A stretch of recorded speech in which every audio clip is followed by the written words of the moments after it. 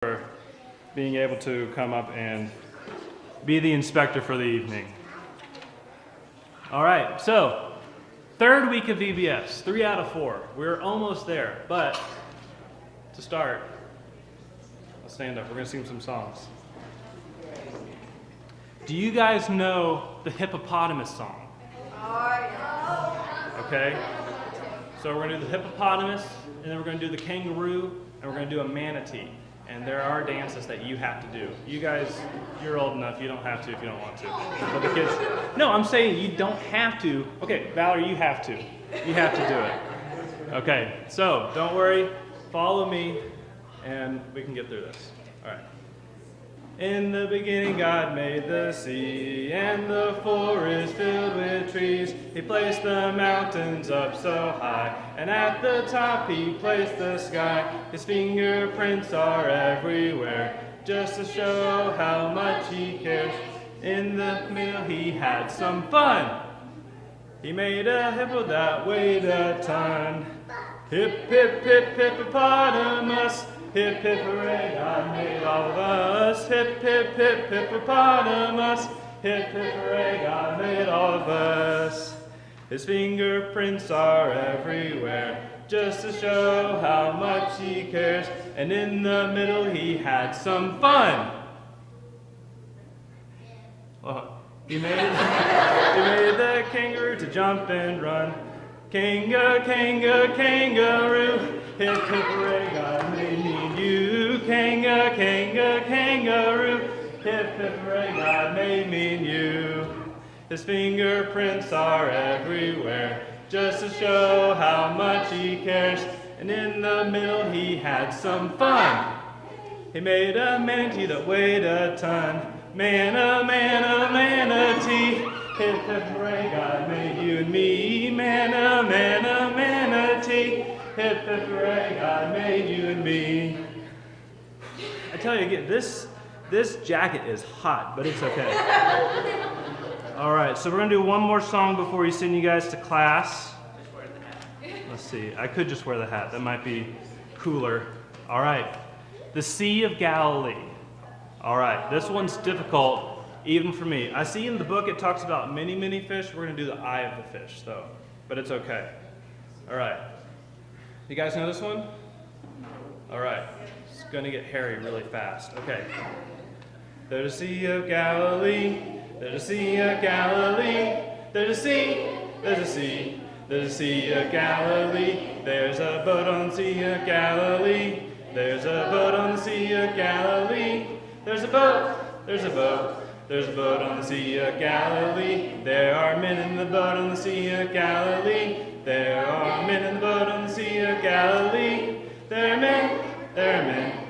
men in the boat on the Sea of Galilee. There are hands on the men on the boat on the Sea of Galilee. There are hands on the men on the boat on the Sea of Galilee. There are hands on the men on the boat on the Sea of Galilee. And there are nets in the hands of the men on the boat on the Sea of Galilee. There are nets in the hands of the men on the boat on the Sea of Galilee. There are nets on the hands of the men on the boat on the Sea of Galilee. And there are fish in the nets in the hands of the men on the boat on the Sea of Galilee. And there are fish in the nets in the hands of the men on the boat on the Sea of Galilee. There are fish in the nets in the hands of the men on the boat on the Sea of Galilee. And there are eyes on the fish on the hands of the men on the boat on the Sea of Galilee. And there are eyes on the fish on the nets in the hands of the men on the boat on the Sea of Galilee. There are eyes on the fish on the nets in the hands of the men on the boat on the Sea of Galilee. Okay. No, we're not doing any of that. If you want to do it, you can come up here. All right, so you guys can take a seat. We're going to have a quick prayer, and then we're going to get you guys off to class. All right, would you please bow with me? Our Father in heaven, again, we're so grateful for this time that you've given us, just this time that we get to have VBS, and we're so grateful for all the fun that we get to have, the fun and games, but also the chance to learn more about you through your word. Dear Lord, we're so thankful for, again, all the people that came together to make this happen, and just everything that was done, all the decorations and all the things that had to be prepared in order to have VBS. Dear Lord, we're so thankful for each and everyone here, and we hope that everyone is blessed by their time here. Please keep everyone safe during class and help them to be engaged and be open-minded, that they can learn something about you. Dear Lord, thank you so much for your Son. In his name we pray. Amen.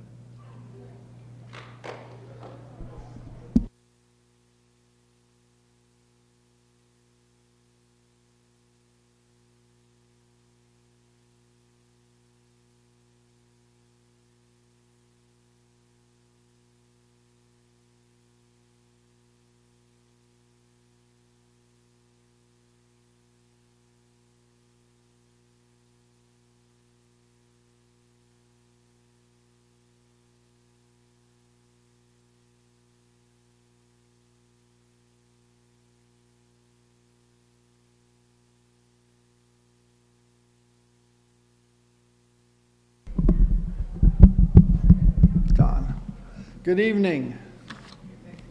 Welcome to the third Wednesday night of VBS. Tonight we're going to learn about Shadrach, Meshach, and Abednego, but I'm going to have you help teach the class.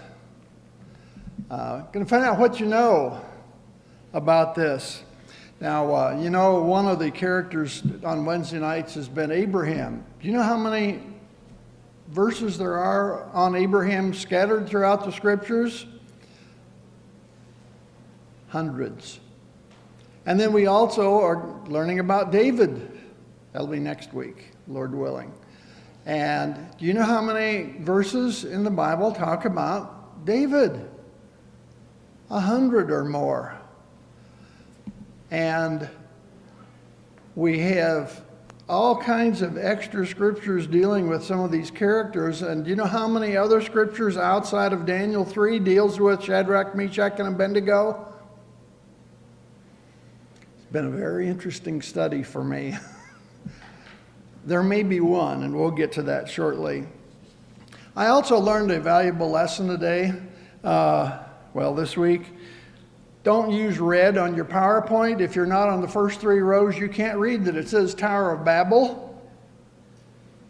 And so the story we're going to look at tonight starts before Daniel chapter 3, starts at the Tower of Babel from the time of Noah. And they built the Tower of Babel, and it was interesting. Secular history says that they built the city of Babylon around the Tower of Babel, and that the Tower of Babel was actually in the middle of the city of Babylon, Babylon the Great. We want to look tonight at Shadrach, Meshach, and Abednego having faith even in the face of adversity. So after having gone all the way back to almost Noah's day, we find here the Tower of Babel that is mentioned, and it's in the city of Babylon. Where is Abraham originally from? Of the Chaldees, which equates to Babylonia. The Jews have gone full circle, and I had missed that until I started studying for this. The Jews had gone full circle when God called Abraham, lower right-hand corner, again, you may not be able to read it if you're very far back, but lower right-hand corner, of the Chaldees. He had to go through Babylon to get to the land of Canaan. Of the Chaldees is about 100, depending on what map you look at, 100 to 150 miles southeast of Babylon. And so Abraham was called by God to go to Canaan.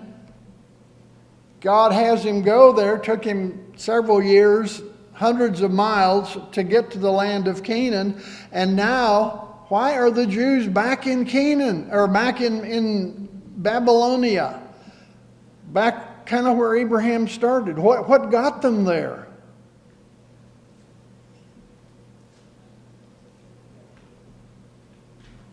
Well, we'll get to that in a second. What had they done to get them there? The northern tribes of Israel, they were called, the 10 northern tribes, had been unfaithful to God, and God kept sending them prophet after prophet after prophet, and they rejected the message of the prophets. And so who did God have take care of the northern 10 tribes? What? Syria. Yeah, Syria came in and killed most of them, hauled a lot of them off. And Judah, the southern tribes, they didn't get it. They were given a few more years, but they didn't get it. And finally God says, okay, that's enough. And so he has the Babylonians come and take them captive. That area of Mesopotamia, Babylonia, and Ur is basically today what would be Iran and Iraq.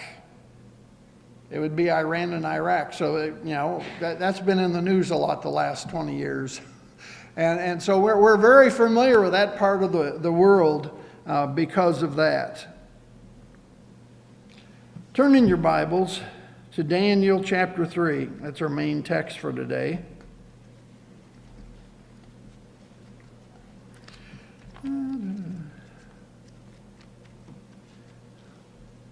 My Daniel just crawled off. There we go. Daniel chapter 3. Nebuchadnezzar that's mentioned here is actually Nebuchadnezzar II. There were two Nebuchadnezzars, which I didn't realize till I started looking at this, and this is Nebuchadnezzar number 2. Nebuchadnezzar, the king, made an image of gold, the height of which was 60 cubits, 90 feet, and its width 6 cubits, 9 feet, and he set it up on the plain of Dura in the province of Babylon. The Nebuchadnezzar, the king sent word to assemble the satraps and prefects and the governors and the counselors and the treasurers and the judges and the magistrates and all the rulers of the provinces to come to the dedication of the image that Nebuchadnezzar the king had set up. Then the satraps, the prefects, and the governors, and the counselors, and the treasurers, and the judges, and the magistrates, and all the rulers of the provinces were assembled for the dedication of the image that Nebuchadnezzar the king had set up. And they stood before the image that Nebuchadnezzar had set up. Then the herald, think of it as town crier. I remember that term more, the town crier. Hear ye, hear ye. Then the herald loudly proclaimed, "To you the command is given, O peoples, nations, and men of every language, that at the moment you hear the sound of the horn, flute, lyre, trigon, psaltery, bagpipe, and all kinds of music, you're to fall down and worship the golden image that Nebuchadnezzar the king has set up." Now, if you have a different translation than the New American Standard Bible, you had a different list of musical instruments there. It had some of them, but not all of them. "But whoever does not fall down and worship shall immediately be cast into the midst of a furnace of blazing fire. Therefore at that time when all the people heard the sound of the horn, the flute, the lyre, the trigon, the psaltery, the bagpipe, and all kinds of music, all the peoples, nations, and men of every language fell down and worshiped the golden image that Nebuchadnezzar the king had set up. For this reason at that time certain Chaldeans came forward and brought charges against the Jews. And they responded and said to Nebuchadnezzar the king, O king, live forever. You, O king, have made a decree that every man who hears the sound of the horn, the flute, the lyre, the trigon, the psaltery, and the bagpipe, and all kinds of music is to fall down and worship the golden image. But whoever does not fall down and worship shall be cast into the midst of the furnace of blazing fire. And there are certain Jews whom you have appointed over the administration of the province of Babylon, namely Shadrach, Meshach, and Abednego. These men, O king, have disregarded you. They do not serve your gods or worship the golden image which you have set up." Then Nebuchadnezzar, in rage and anger, gave orders to bring Shadrach, Meshach, and Abednego. And these men were brought before the king. Then Nebuchadnezzar responded and said to them, "Is it true, Shadrach, Meshach, and Abednego, that you do not serve my gods or worship the golden image that I have set up?" Going to stop right there. We will finish the rest of the chapter. If you go back to the first 2 chapters of the book of Daniel, they get there to Babylon, and they're carried into Babylon in 606 BC, about 600 years before Christ. They get to Babylon. They were very young at the time, but they were the best of the best. They were very quick learners. They learned foreign language and all kinds of things, medicine, science, mathematics, all these things that they learned very quickly. But their names weren't always Shadrach, Meshach, and Abednego. What were they?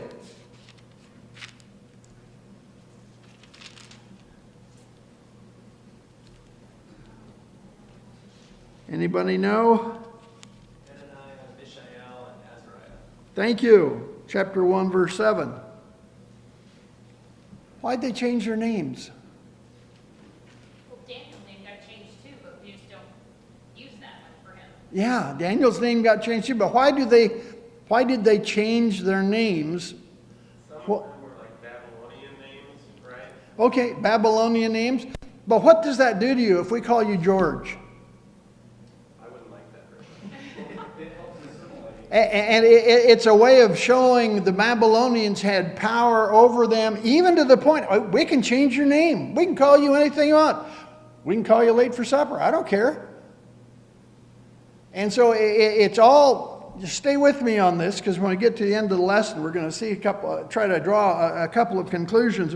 But this was a common practice at that time. If you were a country or a people that were conquered, the conquerors would drag you off somewhere you didn't want to be and give you a name you didn't want to have. Because more likely than not, as in this case, it's the name of, their names contained the names of some of the false gods that they worshipped. For what it's worth, department there. How many of you had meat and potatoes for supper? How many of you had meat for supper? You wouldn't have liked going to Babylon with Shadrach, Meshach, and Abednego and Daniel, because they get there and they're going, we can't eat this food. It's not kosher. It doesn't have the little K on the bottom of the can. And so we're not going to eat it. Oops, and so they had a vegetarian diet. Had a vegetarian diet. They chose that because it was kosher food. It was food that they were allowed to eat under the law of Moses. They're still trying to do what God wants them to do. But they're fighting the system. It's been fun doing this 3rd chapter because they are fighting the system from the get-go all the way. But God blesses them. They're trying to do what's right. They're having some struggles along the way, but God blesses them in their struggles. Earlier in the book of Daniel, Nebuchadnezzar had had a dream, a vision. Do you remember what it was? Head of gold. He had a vision of this giant statue. Had 4 parts to it. Head of gold, body of what? Silver, legs of bronze, toes of bronze and clay. Yet suppose, I'm just wanting you to think this through. I had several weeks to think on this, but do you suppose that when he decides I'm going to build this giant golden statue of me, that maybe the thought was in his mind because of the dream that he had had or the vision he'd had about the head of gold, body of silver, legs of bronze, and feet of clay and bronze. And so he's got this idea, and he's ruler of the world. He's ruler of the then civilized world at that point in time, and so he decides, know what I'm going to do? that come out. I don't know how well you can see it. There's three guys standing up down at the foot of that. It's supposed to be Shadrach, Meshach, and Abednego, artist's conception. It's a golden statue. I went back and looked at the original language. It doesn't say it was gold plated. Just stay with me on this. You don't have to agree. Just this what I was able to find. How much gold would it take to make a 90-foot high statue that's 9 feet wide and possibly 9 foot deep so the thing doesn't fall over? Kim, how long's the auditorium? It's 55 feet wide. You know how long it is? 70. 70 feet. Okay. So now if you take the auditorium, let's go all the way to the back wall in the hallway out there and pivot that up. That's how tall this thing is. And again, it doesn't say it's gold plated. The original language says it was gold. They did not have electrolysis to do electroplating like we've got today. Now, I had one fellow I read and said there's no way in the world that they had that much gold. I think there's more gold out there than people realize, especially in the early days after the creation. Anyway, one fella had sat down who's a whole lot smarter than I am, and he figured out that a statue of that size made out of gold, it would weigh 9.755 million pounds. Take it for what it's worth. I'm just telling you what I read. Now, how do you get gold to make it into a gold statue? Well, some of it was captured from the Israelites. Okay, they would take it from the countries, but how do you get it to where it's in the form of a large statue? What do you have to do with the gold?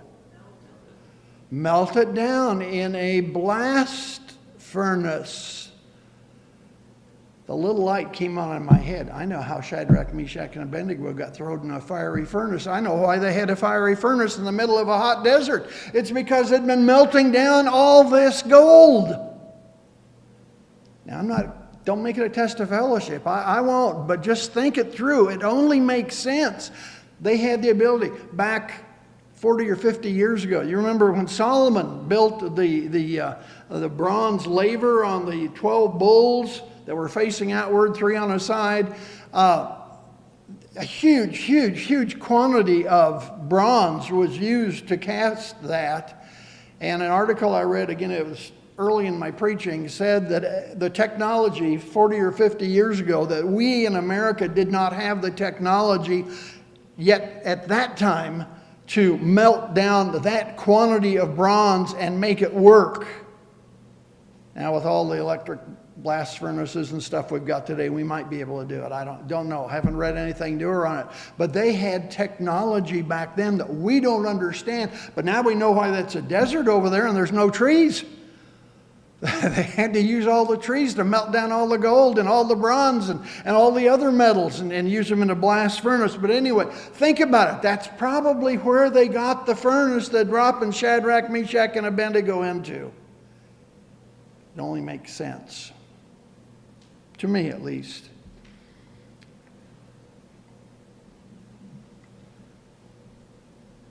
Was there ever really a statue?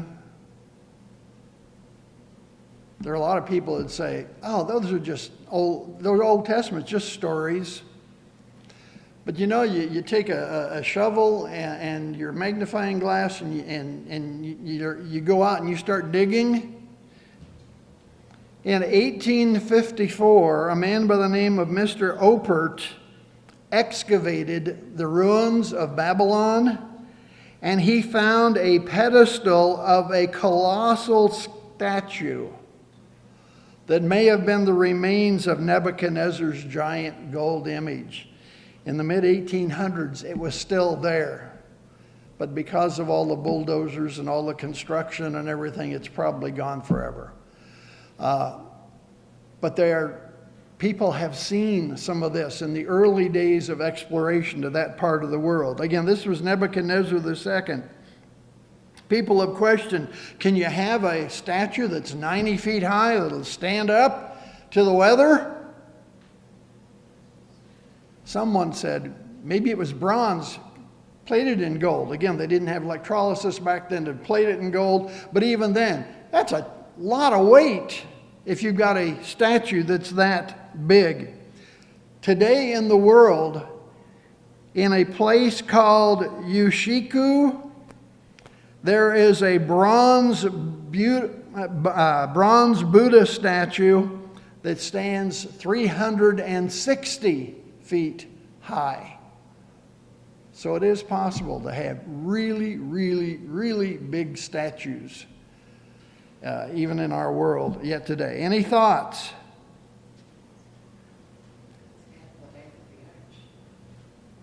Do what? Anything? Half the height of the arch in St. Louis. Oh, well, that'd be half the height of the ark in St. Louis, the 360 feet. Yeah. The arch in St. Louis is a modern marvel. Yes, Nancy? I've actually seen the one. This one over here? The one in Chica. Okay, interesting. Big old thing, isn't it? It's huge. And how big a base does it have? It's very big. I mean, you can only get, we're only allowed to get so close. Sure. And from quite a distance, it's still It's massive. The picture that I saw was massive. I saw the picture too late to put it in my PowerPoints. I just didn't do it. But thank you. Eyewitness. Eyewitness. still there. Shadrach, Meshach, Abednego, Daniel were foreigners. Keep that in mind. We're going to come back to that. We're kind of plotting a case here. They were in a foreign country and they were dealing with pagan people that didn't know God, didn't know God's laws, weren't willing to do God's will. Maybe had never heard of Jehovah God. And no less than 5 times we read in the book of Daniel that it is God who sets up kings and kingdoms, and God who brings them down again. Doesn't make any difference what mankind wants to do. When the time is right, God is the one. God's the one that put Nebuchadnezzar there. God's the one that put Pharaoh in the Old Testament in place. He didn't need our help. And God brings them down again. This is mentioned 5 times in Daniel. Keep your finger in Daniel chapter 3. Look at Jeremiah 27, verse 5.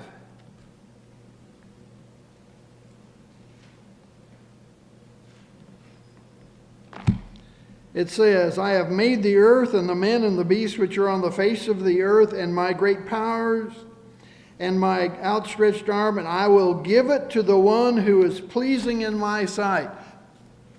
God will put in whoever he wants. We may not agree with it. We may not vote for them. We might, in fact, vote against them. But God has the right person at the right place at the right time for whatever his reason is. In Daniel chapter 2, back up a page, chapter 2, verse 44, it says, in the days of those kings, the God of heaven will set up a kingdom which will never be destroyed, and that kingdom will not be left to another people. It will crush and put an end to all these kingdoms, but it will itself endure forever. He's talking there about the church. What are the kingdoms that he's talking about? Babylonian Empire is the first one. What's the second one? Medo-Persian Empire. Third one, Alexander the Great. Fourth one, Rome. And it was in the days of those kings, during the time of the Roman government. It's interesting. How do you figure that out? Because prophecy works. God sees the end from the beginning. And the church kingdom was promised to be established there. Okay, let's look at Daniel 3:15. He says, "Now if you are ready, at the moment you hear the sound of the horn, flute, lyre, trigon, psaltery, and bagpipe, and all kinds of music, to fall down and worship the image that I have made, very well. But if you do not worship, you will immediately be cast into the midst of a furnace of blazing fire. And what God is there that can deliver you out of my hands?" We have an idea where the furnace came from. He used it to melt down all the gold in an earlier couple of chapters. Verse 16, Shadrach, Meshach, and Abednego replied to the king, "O Nebuchadnezzar, we do not need to give you an answer concerning this matter. If it be so, our God whom we serve is able to deliver us from the furnace of blazing fire, and he will deliver us out of your hand, O king. But even if he does not, let it be known to you, O king, that we are not going to serve your gods or worship the gold image that you have set up."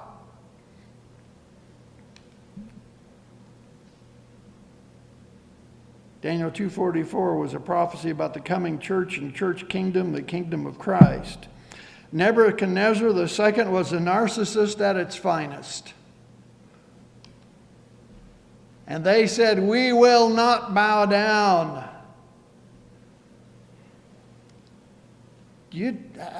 How do you try that with someone in power today? "We will not do what you ask us to do." Talk about bucking the system, and they are foreigners. Don't forget that. They are foreigners living in a foreign land, foreign rules, foreign customs, foreign everything. And they said, "We will not bow down." Why?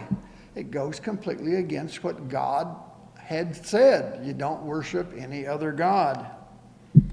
And Nebuchadnezzar then throws a childish fit.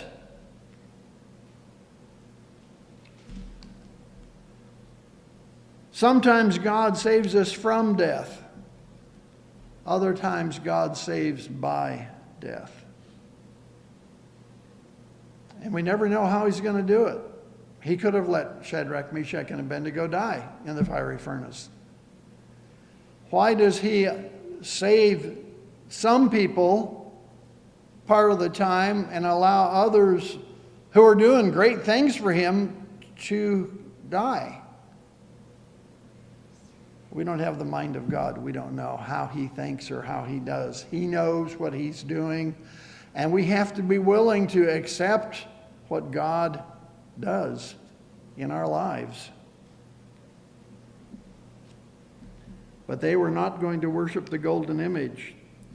So was that a little bit of overkill? Then Nebuchadnezzar was filled with wrath, and his facial expression was altered toward Shadrach, Meshach, and Abednego. And he answered by giving orders to heat the furnace 7 times more than it was usually heated.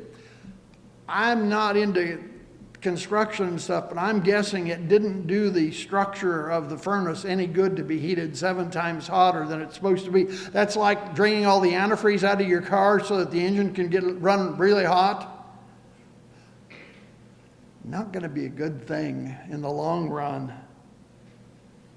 Verse 20, and he commanded certain valiant warriors who were in his army to tie up Shadrach, Meshach, and Abednego in order to cast them into the furnace of blazing fire.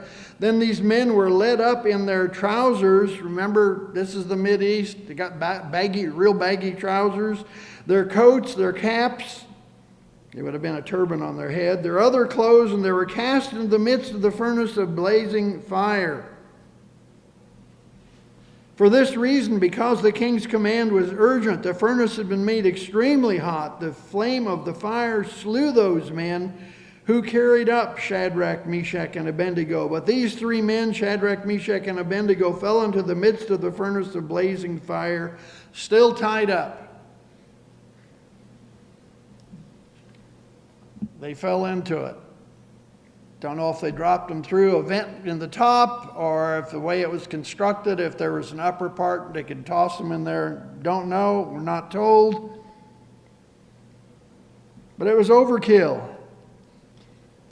They had been in Babylon approximately 20 years when the fiery furnace thing happens to them. After they'd been taken to Babylon, they'd been there about 20 years. This fiery furnace event takes place around 586 BC. That also happened to be the same year that Nebuchadnezzar II burned Jerusalem. So I don't know if there was some background stuff going on there too. Going to burn Shadrach, Meshach, and Abednego. I'm going to also burn Jerusalem, or I've already burnt Jerusalem. They're Jews, we'll burn them. Don't know. A lot of information we don't have here. What kind of pain is a bad burn? So bad your body can't tolerate it. It what? So bad your body can't tolerate it. Yeah, your body can't tolerate it. If it gets bad enough, you'll pass out. Like a shock.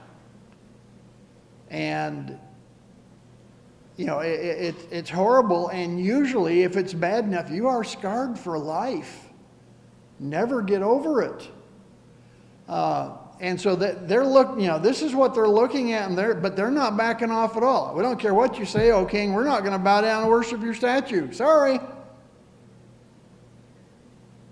Again, we're talking about a faith tenacity. I mean, tenacity. A stubborn faith. It's like a bulldog that bites onto something and isn't going to let go.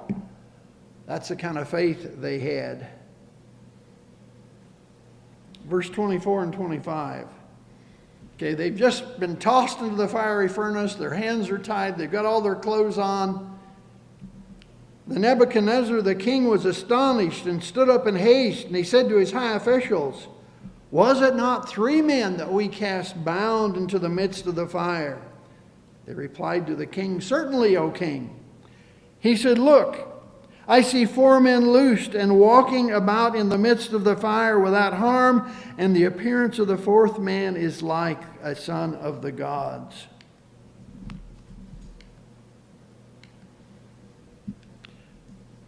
Don't know if you can see it from back there, but there is a 4th man in the fire.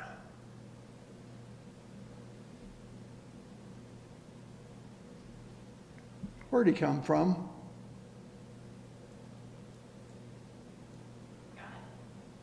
Came from God, but Moses and Elijah on the Mount of Transfiguration, where'd they come from? From God. That's still a good answer. But there is an unseen spirit world around us that we don't see. Although I've been with enough people near the time of their death, and it's like, at least for some of them, their eyes were opened to bits and pieces of the unseen spirit world, and they would tell you things that I couldn't see in the same room with them. They'd get to talking about stuff, and it just really got to me because they were seeing things that they can't see with their own eyes. But they could tell things, and there's that unseen spirit world. This is where the 4th man in the fire came from. He came from this unseen spirit world. And when this is over, where'd he go? But he was there. The king saw him. And don't forget, this isn't just the king. He has all the bigwig politicians from that whole part of the world there. I mean, everybody that's somebody is there, and they have seen this. I love it. I love it. They and their clothing are totally unharmed. Verse 26 and 27. Then Nebuchadnezzar came near to the door of the furnace of blazing fire. And he responded and said, "Shadrach, Meshach, and Abednego, come out, you servants of the Most High God, and come here." Then Shadrach, Meshach, and Abednego came out from the midst of the fire. the satraps, prefects, governors, the kings, high officials gathered around and saw in regard to the men that the fire had no effect on the bodies of these men, nor was the hair of their hair singed, nor were their trousers damaged, nor had the smell of the fire even come upon them. Brilliant. Absolutely brilliant. What happens here? The only other place in the Bible, though, that talks anything about this, it's alluded to briefly. Keep your finger in Daniel 3, flip back to the book of Hebrews, chapter 11, verse 34.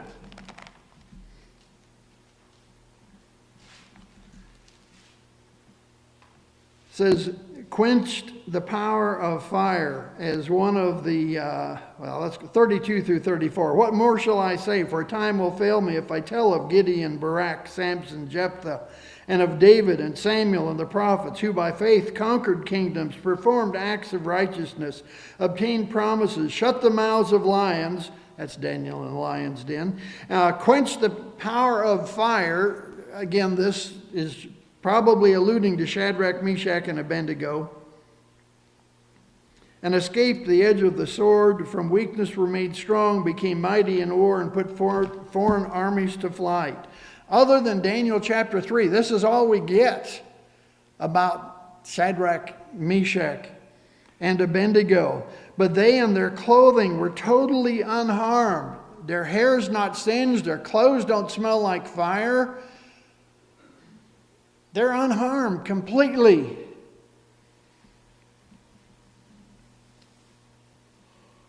And it impressed the king so much that he changes from the mental idea of worship me and my gold statue that had brought everybody there for.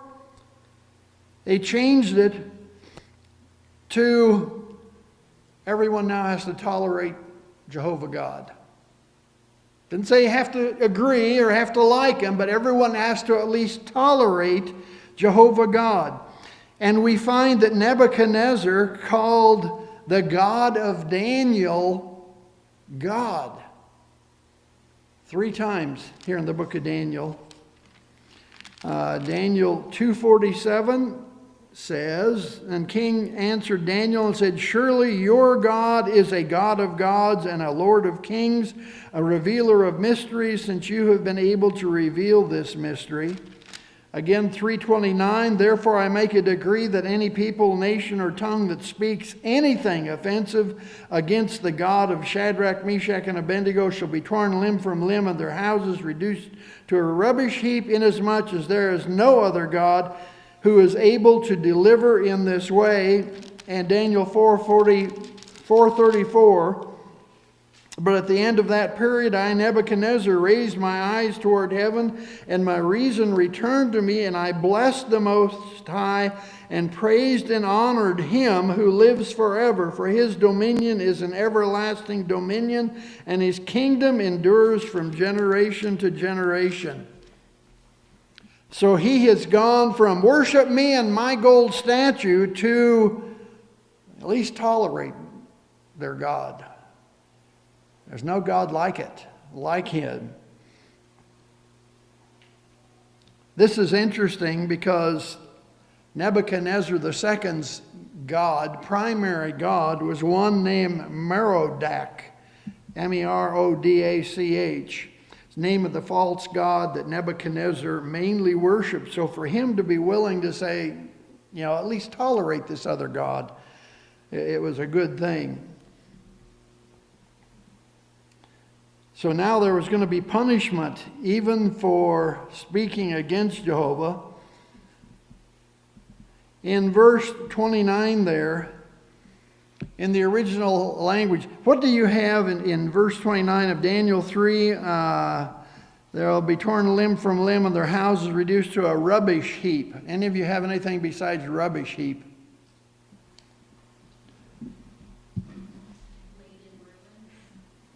Be what? Laid in ruins. Anybody have anything else? KJV says dunghill. A dunghill? That's a whole lot closer.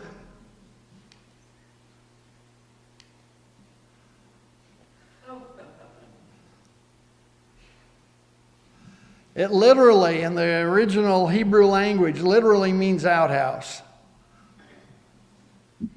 If they didn't at least acknowledge the God, Jehovah God, God of Shadrach, Meshach, and Abednego, their house would become an outhouse. And they'd be torn limb from limb. That's a little bit of bathroom humor that usually doesn't come across in our Bibles. I don't know if why the translators didn't translate it a little better. The dunghill is a whole lot closer. But anyway, it literally means an outhouse.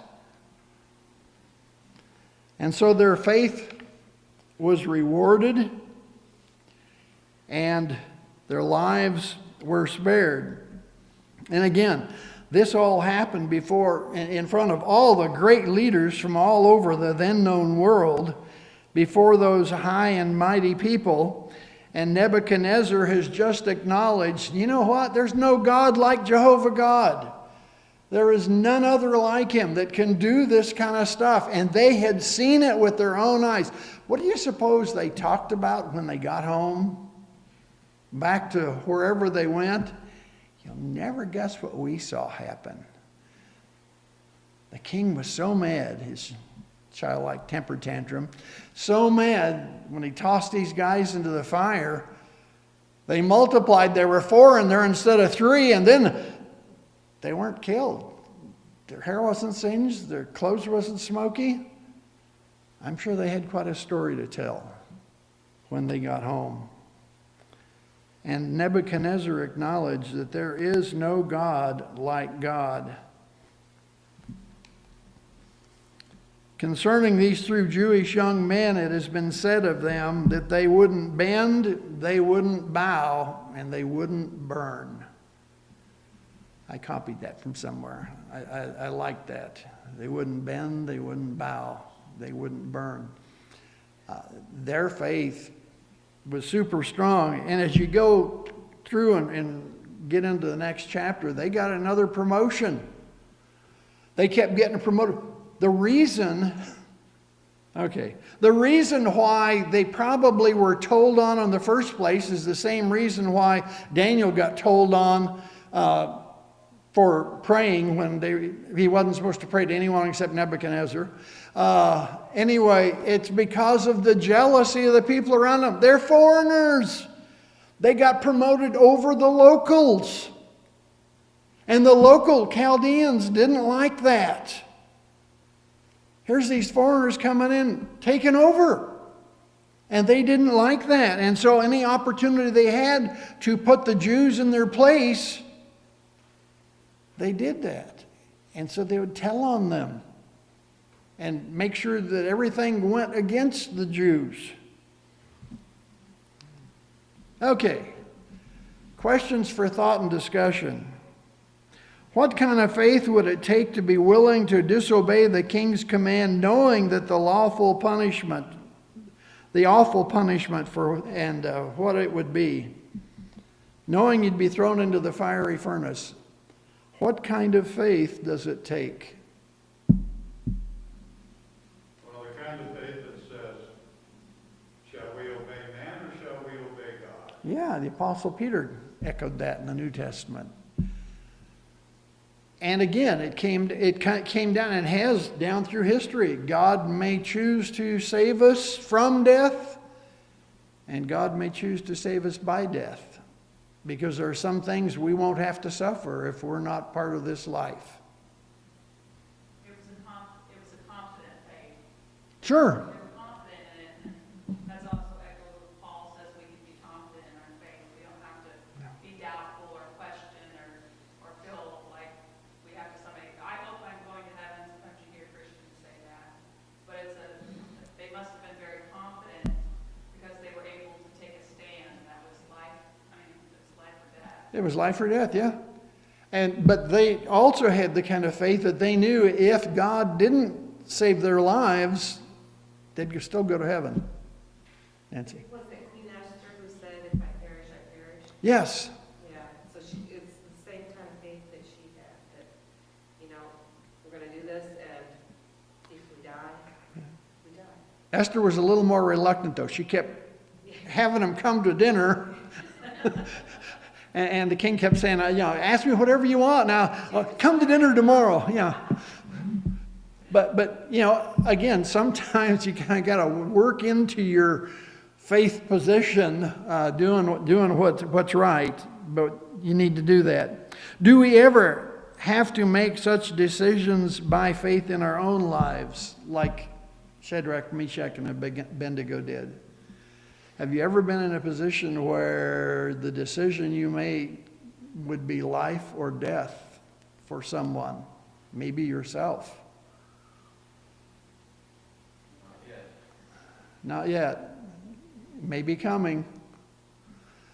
In some places in the world, if you're a Christian, you're gonna suffer persecution. You may suffer death. You get passed over for promotions. You miss out on a lot of the blessings of the state, the country that people are living in because they're a Christian. And we haven't experienced some of that here, although I have heard of a few cases here where even in the good old USA, where because they were religious in their views, they were suffering a more subtle type of persecution. What disadvantage is there to being a foreigner living in a foreign land? Yes, Nancy. You don't have the rights Yeah, of citizens. you don't have any rights. And so you're Shadrach, Meshach, Abednego, and Daniel, and others. They were foreigners living in a foreign land, and again, there was because of that, because they were Jews, they were talked against by the local people that they had been promoted over the locals, and so they had no rights at all.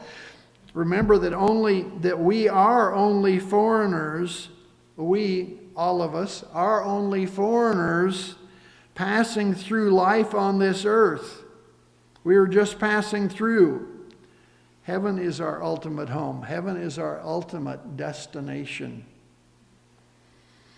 Why would their co-workers in that kingdom want them to be punished? Again, jealousy, because they'd been promoted and had better jobs, etc. Do such things ever happen in the workplace today? You ever got in on one of those nasty office problems? And they can get really, really nasty sometimes. Yeah, that same type of thing happens today. Have any of you ever quit a job because of the ungodly behavior of other workers at work? I've known a few people over the years that said, I just couldn't take it anymore. Or they would say, they had me doing stuff that I knew wasn't right. It had been legal, but it wasn't ethically right. And so they look for other work. Anybody have any? Yes. That's why we moved to the island, because he didn't feel like he was adding value to his job, and they were charging customers things and not, he just didn't feel like what they were adding was worth what they were charging customers. Sure. He just was like, just can't do this anymore. Yeah, and at some point, Moving here. yeah, and we're glad you came. But at some point, and by the way, God does do things like that so that people end up where He wants them for a given purpose. But yeah, a lot of this stuff still goes on, and we have to have the kind of faith like Shadrach, Meshach, and Abednego had. In some regards, this became as much a matter of racism. I'm going to use the word. It became a matter of racism. They were anti-Semitic. As much of racism as it was political and a religious problem.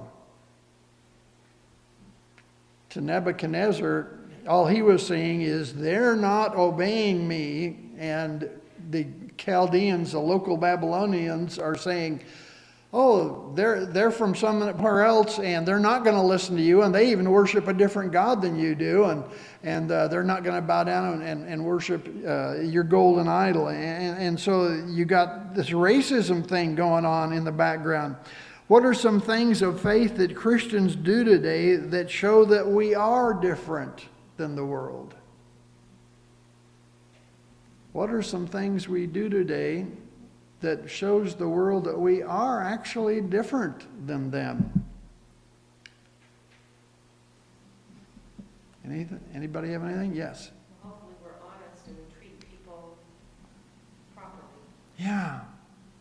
Treat people, treat them right, treat them ethically, do unto others as you'd have them do unto you, following God's golden rule. And we need to be different than the world. We still got to eat, still got to go, do things, but you don't have to do the wrong things that the world does. Who was the fourth man in the fire? Now, the Bible doesn't say. Nowhere does it specifically say. Just want your thoughts. Who is the fourth man in the fire? Oh, by the way, his clothes didn't burn, didn't smell like smoke. Oh, it was hot. The ropes burned off, and they walked out. Who's the fourth man? He had to be a manifestation of God's supreme power to save those men from the heat. And which just shows, again, God's power over the elements. Sure. Was it Christ? Pre-incarnate Christ? Was this a theophany, a revelation of God? Was it an angel? If it was an angel, was it an archangel? Yes.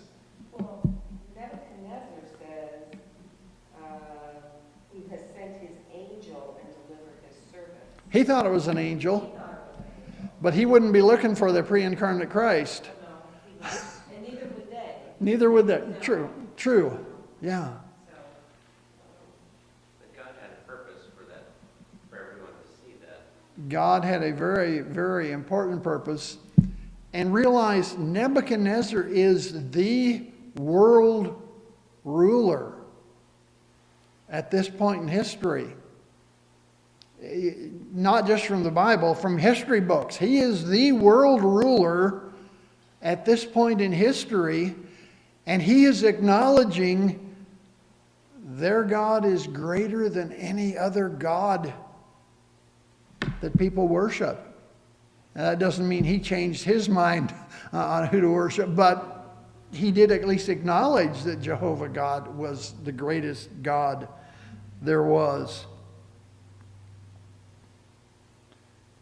We don't know where the fourth man in the fire, where he came out from, except, again, as I mentioned earlier, unseen spirit world.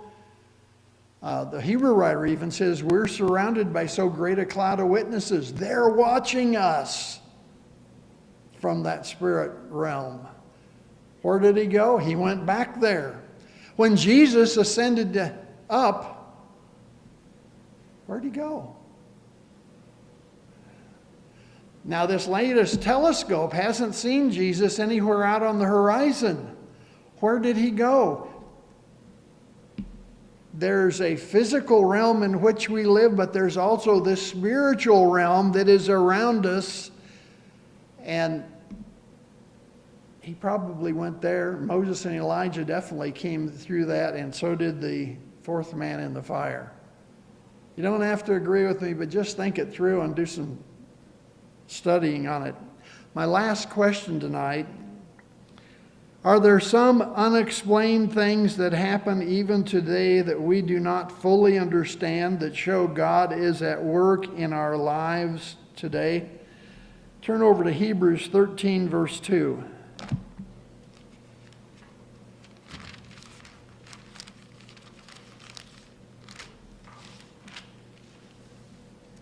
It says, do not neglect to show hospitality to strangers, for by this some have entertained angels without knowing it. King James says, angels unawares. Are there some things that happen in life today that we just don't fully understand, that actually show that God is at work even in our lives today?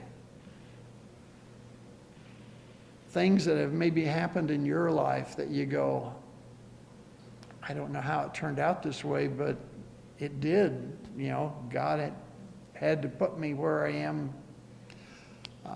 One of the preachers from Nashville, Tennessee, and I'm not going to think, I think it was Batsell Barrett Baxter, long gone preacher, Church of Christ, but he wrote a book that said, Every Life a Plan of God.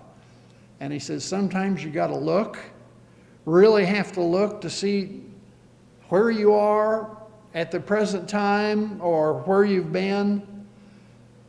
But God's got a kind of a plan, and He'll see that you are where you're supposed to be. Thoughts? Shadrach, Meshach, and Abednego were supposed to be there and get tossed into the fiery furnace to be an example of God's power to all the leaders of the civilized world at that day and time. Yes? I've been thinking about it. I've been thinking about how God was determined to make Himself known to all of those Babylonian kings. Like with Nebuchadnezzar, the first one, how he became like a beast and he was eating the grass and everything. Yeah. And then, He was a hard nut to crack, but God broke him. right, that's a pretty big statement. I mean, that's a pretty, like, Nebuchadnezzar knew who he was dealing with. Yeah. And then with the man in the furnace, the guy jumps up. I mean, he's amazed. He knows what's going on. And then his son, I think, is the writing on the wall guy. So it's like God was determined to make Himself known to each one of those. And I just think that's kind of interesting. Yeah. They thought they were high and mighty and ruler of all, and found out they didn't know anything. And the interesting thing about Nebuchadnezzar, secular history, the only thing it says, remember the Bible says for 7 years that he ate grass like a cow. Anyway, he was a mess for 7 years. All secular history that I've been able to find, all secular history it says about that is for 7 years he didn't do any building of things. And then at the end of that time, he started constructing stuff again. The Hanging Gardens of Babylon, one of the great 7 wonders of the ancient world. But they didn't say anything about him being gone for 7 years. But God reserved the kingdom for him so that when he acknowledged Jehovah God is the only real God, that he got his kingdom back. That's just how God works. We have a marvelous God. Thank you for your patience tonight. Let's close with a word of prayer. Heavenly Father, we're so thankful for the lessons we can learn from Shadrach, Meshach, and Abednego and their faithfulness, even in the face of great adversity and the promise of great punishment and suffering. And yet they were willing to do what was right and not bow down and worship the idol that the king had made, the statue that he had made. Help us, Father, that we might be willing to be living examples, even as Shadrach, Meshach, and Abednego were, that our lives might testify to our faith in you. For it's in Christ's name we pray. Amen. Thank you.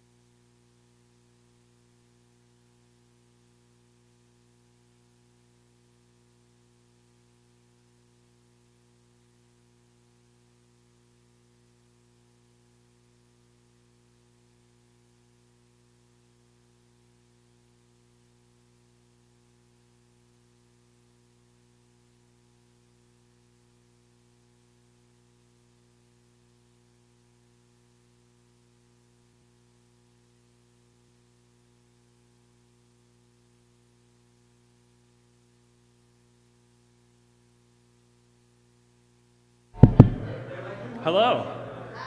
How was class? Hold on. I forgot the present. You guys gave me present at the end of class.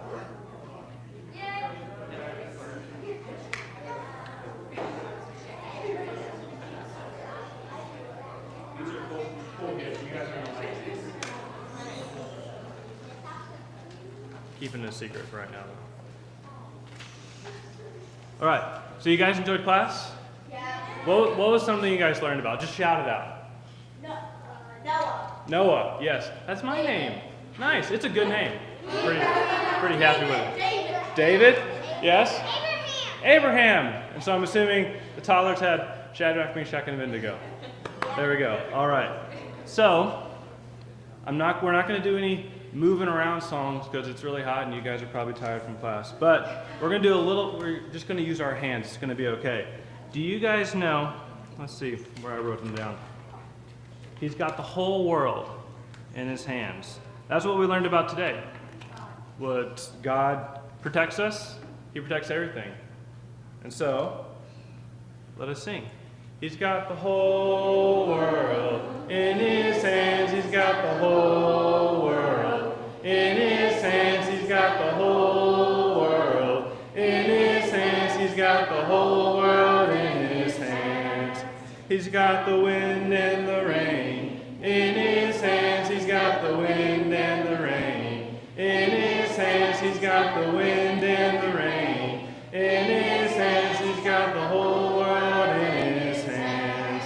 He's got the little bitty babies in his hands. He's got the little bitty babies in his hands. He's got the little bitty babies in his hands. He's got the whole world in his hands. He's got the brothers and the sisters in his hands. He's got the brothers and the sisters in his hands. He's got the brothers and the sisters in his hands. He's got the whole world in his hands. He's got the mommies and the daddies in his hands. He's got the mommies and the daddies in his hands. He's got the mommies and the daddies in his hands. He's got the whole world in his hands. All right. So this one, you may want to stand up. You don't have to, but it's going to be more fun. Trust me. More fun is the word? Yeah. It's not the funnest. It's going to be more fun. That's how you say it. Let's see. Daniel and Ruth. I want to be like Daniel. I want to be like Ruth. All right. I made signs. Can you read this? There we go. There we go. So, as it has it, boys are going to sing, boys are going to sing, and the girls are going to sing. I'm going to try and hold up the correct sign to help you guys, but it might not work. But we're going to try, okay? So, we're going to go slow at first so you guys can learn it. So, the boys are going to sing, I want to be like Daniel. Girls are going to sing, I want to be like Ruth. Boys are going to repeat, I want to be like Daniel, I want to be like Ruth. And then, for Ruth was always good and kind. Daniel was a mighty man. I want to be like Daniel. I want to be like Ruth. Okay? You guys can stand up if you want. Stand up when you sing. Sit down when you don't. Okay? We're going to try this. All right. So, boys. You guys don't want to stand? Okay, you don't have to. But I want you to sing out. So, let's see. I want to be like Daniel. I want to be like Ruth. I want to be like Daniel. I want to be like Ruth. For Ruth was always good and kind. Daniel was a mighty man. I want to be like Daniel. I want to be like Ruth. All right. Now, we're going to do the same thing a little bit faster. You guys ready? I know, that's what I'm saying. Girls, you are killing it. Boys, I'm sorry.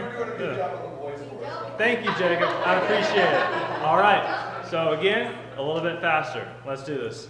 I want to be like Daniel. I want to be like Ruth. I want to be like Daniel. I want to be like Ruth. For Ruth was always good and kind. Daniel was a mighty man. I want to be like Daniel. I want to be like Ruth.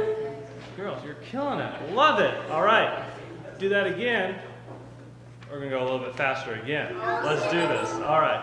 I want to be like Daniel. I want to be like Ruth. I want to be like Daniel. I want to be like Ruth. For Ruth was always good and kind. Daniel was a mighty man. I want to be like Daniel. I want to be like Ruth. Perfect. All right. We're going to change it up a bit. Now we're going to do, the girls are going to sing the Daniel part. I want you guys to get deep voices, okay? I want to hear it. I want you guys to sound like me, okay? So you, oh boys, you know what that means. I'm not. I will. We're going to sing like this. All right. No. You ready? You ready? No. Okay, girls, stand up. We're going to start. I want to be like Daniel. I want to be like Ruth. I want to be like Daniel. I want to be like Ruth. For Ruth was always good and kind. Daniel was a mighty man. I want to be like Daniel. I want to be like Ruth. All right? Good? All right. We're going to do that one more time. One more time. Girls are still going to sing the boys part. Boys still sing the girls. And we're going to go a little bit faster, okay? Come on, we're gonna do it. This is VBS. You're okay to make fun of yourself. Look at me. I'm wearing this. It's okay. Okay. So, I want to be like Daniel. I want to be like Ruth. I want to be like Daniel. I want to be like Ruth. For Ruth is always good and kind. Daniel was a mighty man. I want to be like Daniel. I want to be like Ruth. Perfect. Hey. When you guys get my age, you'll be up here. It'll be okay. All right, so if you guys don't remember, we have some awards to give. All right. So, first one, most visitors. I was a little bit disappointed in Jason. He didn't get you guys to do a drum roll. So, there we go. Thank you. Most visitors is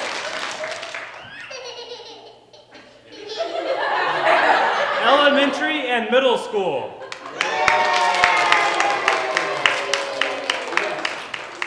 We'll lay it right here in the middle. Okay, you can hold it. You can hold it. There you go. Thank you so much.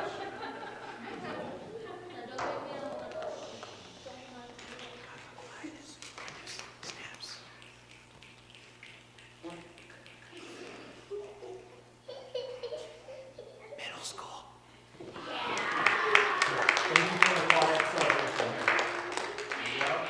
All right.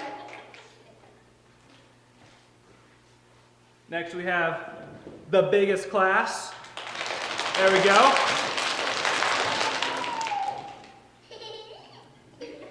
Love that. Thank you, Callahan. We have the early elementary and middle school. There we go. Did you guys have one already? There we go. All right. Last one. Look how pretty this looks. Best participation. Last award. Thank you. Let's go. Let's go. Big, big, big. Elementary.